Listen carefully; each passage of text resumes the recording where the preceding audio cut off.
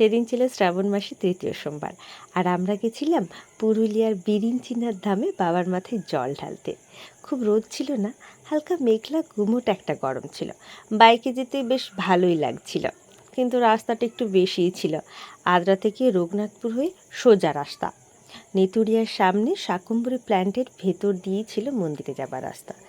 এত চারপাশে সবুজ ছিল, খুব ভালো লাগছিল চারপাশটা দেখতে।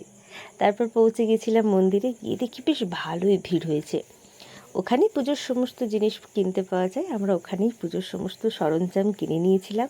একটা বিরাট লম্বা লাইন দিয়ে বাবার কাছে পৌঁছেছিলাম।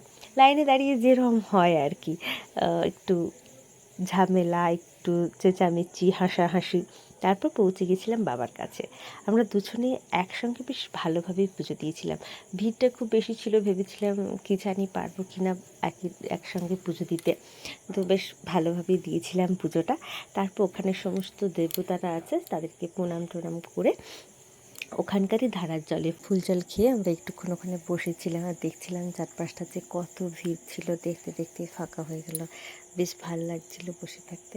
দুজনে একটুক্ষণ বসেছিলাম। তারপর আমরা নিচে নেমে এলাম, নেমে এসে একটু জুস, আইসক্রিম এইসব খেয়ে পরে আস্তে আস্তে বেরিয়ে গেলাম।